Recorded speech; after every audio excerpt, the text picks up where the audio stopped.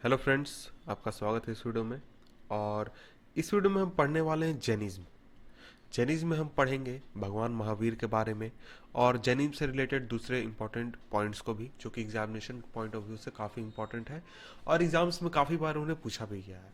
तो सबसे पहले देखते हैं भगवान महावीर के बारे में। भगवान महावीर जो थे वो जैनिज्म में 24वें तीर्थंकर थे। भगवान महावीर का जन्म हुआ था कुंडग्राम में, जो कि आता है वैशाली में, और आज ही आता है मुजफ्फरपुर डिस्ट्रिक्ट में, बिहार में। सो ये जो क्वेश्चन है ये बहुत ही इंपॉर्टेंट है कि उनका जन्म कहाँ हुआ था। तो उनका जन्म हुआ था कुंडग्राम गांव में, और ये वैशाली में आता है। और आज देखा जाए तो आज ये मुजफ्फरपुर डिस्ट्रिक्ट बिहार में आता है। तो ये काफ़ी इंपॉर्टेंट क्वेश्चन है, कई बार एग्जामिनेशन में पूछा गया है। और इसके साथ साथ उनके बर्थ से रिलेटेड एक और क्वेश्चन है कि उनका बर्थ कब हुआ था। तो उनका बर्थ हुआ था 599 बीसी में। 599 बीसी में उनका बर्थ हुआ था कुंडग्राम, वैशाली, मुजफ्फरपुर, बिहार में। तो यहाँ आप मैप देख सकते हैं। यहाँ पर हमने देखा है कि यहाँ पर देखिए कुंडग्राम है, जहाँ पर भगवान महावीर का जन्म हुआ था। इसके बाद उनसे रिलेटेड कुछ एक्स्ट्रा पॉइंट्स को भी हम ध्यान में रख लेते हैं, देख लेते हैं। जो भगवान महावीर थे वो बिलोंग करते थे जंत्रिका डायनेस्टी से या फिर जंत्रिका क्लैन से। और उनके जो फादर थे उनका नाम था सिद्धार्थ, और वो जंत्रिका क्षत्रिय क्लैन, जो जंत्रिका क्लैन थी उसके हेड थे। उनके फादर का नाम था सिद्धार्थ और उनकी माता का नाम था त्रिशला। और जो त्रिशला थी यानी कि उनकी माँ, वो वैशाली के जो प्रिंस थे, चेतक प्रिंस, लिच्छवी प्रिंस जो थे चेतक, उनकी बहन थी। तो यहाँ पर देख सकते हैं उनके मदर फादर के बारे में है। फादर का नाम सिद्धार्थ और वो जंत्रिका क्षत्रिय क्लैन के हेड थे। और उनकी माता त्रिशला, वो लिच्छवी प्रिंस, वैशाली के लिच्छवी प्रिंस चेतक की बहन थी। और उनके इसके बाद आइए, उनके फैमिली में एक और व्यक्ति थे, यशोदा, जिनसे भगवान महावीर की शादी हुई थी। और यशोदा से उन्हें एक पुत्री की प्राप्ति हुई जिसका नाम था अनोंजा प्रियदर्शनी। और अनोंजा प्रियदर्शनी का विवाह हुआ था जमाली के साथ। जमाली यानी कि भगवान महावीर का के जो दामाद थे उनका नाम था जमाली। और जमाली से एक और सब बहुत ही इम्पोर्टेंट पॉइंट है कि जो जमाली थे वो भगवान महावीर के पहले डिसाइपल थे, यानी उनके पहले शिष्य बने। यह भी कब बहुत ही इंपॉर्टेंट है और एग्जामिनेशन में कई बार पूछा गया है। तो इन सब पॉइंट्स को आप ध्यान में रखते जाएं और याद करते जाएं, क्योंकि ये भगवान महावीर से रिलेटेड, जैनिज्म से रिलेटेड बहुत ही इंपॉर्टेंट पॉइंट है जो कि एग्जामिनेशन में आते हैं और पूछे जाते हैं। तो सबसे पहले यहाँ पर हम इस इमेज को देखिए आप। इसमें हमने समराइज किया है उनकी फैमिली से रिलेटेड इंपॉर्टेंट पॉइंट्स को। उनका नाम था महावीर, भगवान महावीर। फादर का नाम सिद्धार्थ और वो जंत्रिका क्षत्रिय क्लैन के हेड थे, जंत्रिका क्षत्रिय क्लैन के हेड थे। उनकी माता, उनका नाम था त्रिशला, और वो वैशाली के राजा चेतक की बहन थी। और भगवान महावीर का विवाह हुआ था यशोदा के साथ, यानी कि उनके वाइफ का नाम था यशोदा। और वो समरवीर के राजा की पुत्री थी, समरवीर किंग की पुत्री थी। और महावीर को यशोदा के साथ एक पुत्री की प्राप्ति हुई जिसका नाम था अनोंजा प्रियदर्शनी। उनकी पुत्री का नाम था अनोंजा प्रियदर्शनी, जिसका विवाह हुआ था जमाली के साथ। यानी कि अनोंजा प्रियदर्शनी के हस्बैंड का नाम था जमाली, जो कि भगवान महावीर का पहला शिष्य बना, पहला डिसाइपल बना। तो ये उनसे, उनके फैमिली से रिलेटेड कुछ इंपॉर्टेंट पॉइंट्स हो गए। अब हम आगे बढ़ते हैं और यहाँ देखते हैं 30 वर्ष की उम्र में भगवान महावीर ने अपने परिवार को छोड़ दिया, अपने घर को छोड़ दिया, जब उनके पेरेंट्स की मृत्यु हो गई। और अपने घर को छोड़ने के 13वें वर्ष में, यानी कि करीब जब उनकी उम्र 42-43 हो रही थी, इस दौरान उन्हें ज्ञान की प्राप्ति हुई। और उन्हें जो ज्ञान की प्राप्ति हुई उस जगह का नाम था जंबिका ग्राम।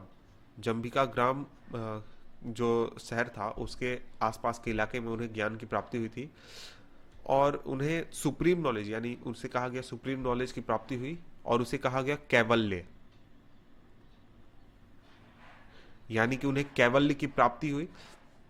तो यहाँ देख सकते हैं इमेज के थ्रू हमने आपको बताने की कोशिश की है कि उन्हें ज्ञान की प्राप्ति कैसे हुई। तो यहाँ देख सकते हैं वो बैठे हुए हैं और उन्हें कैवल्य की प्राप्ति हो रही है यहाँ पर।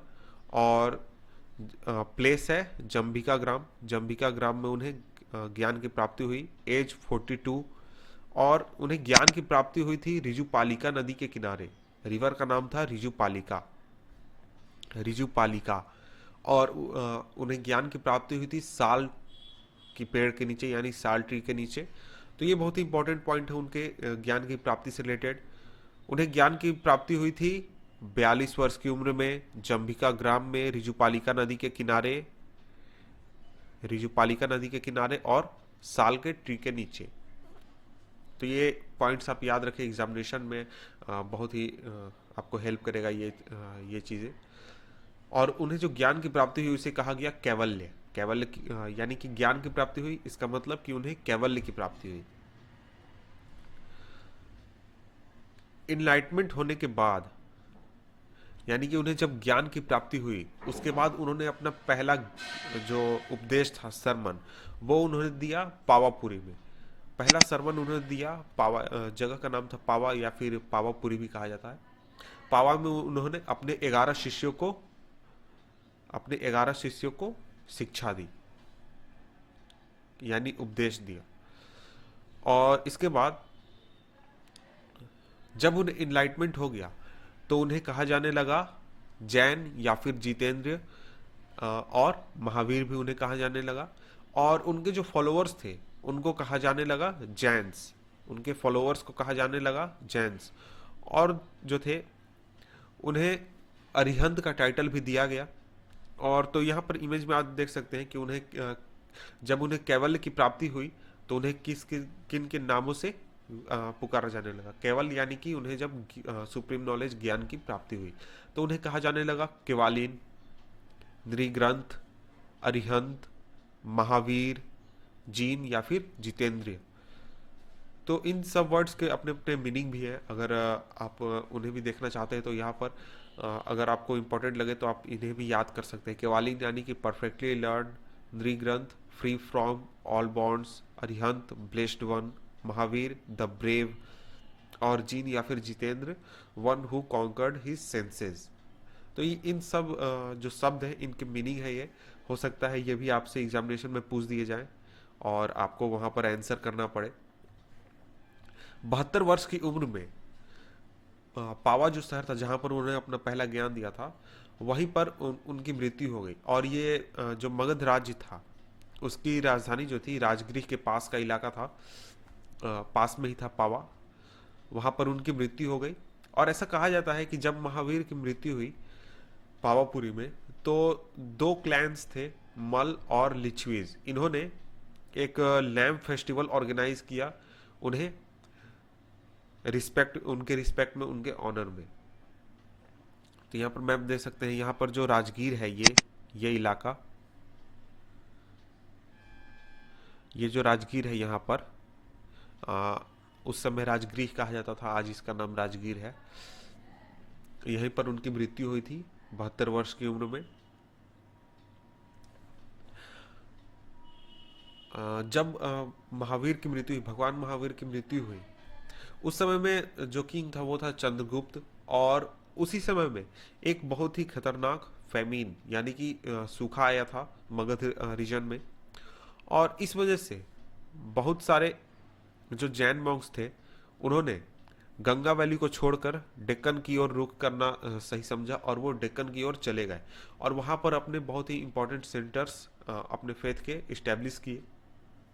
और ये जो माइग्रेशन था इसने जैनिज्म में 2 फाड़ लाने एक तरह से ला दी, मतलब 2 धड़े में जैनिज्म बट गया।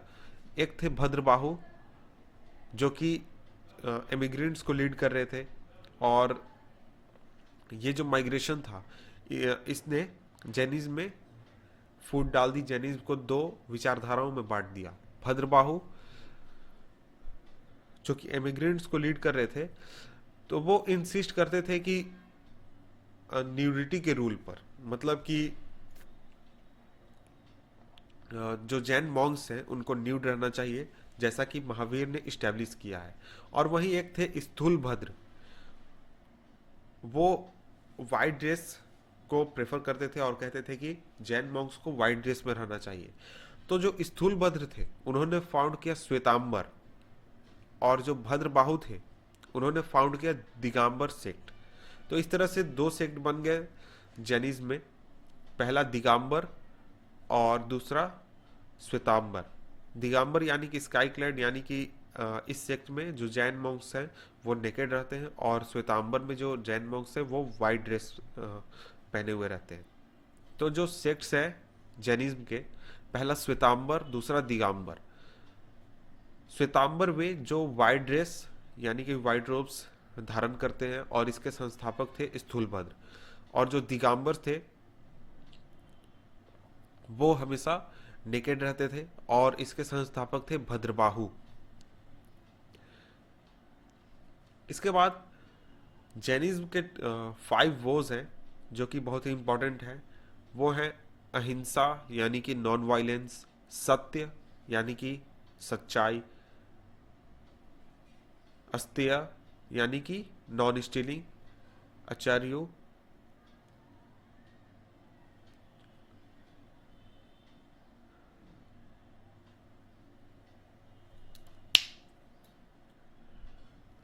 और इसके बाद ब्रह्मचर्य, ब्रह्मचर्य यानी कि सेलिबेसी, अपरिग्रह यानी non attachments to temporal possessions.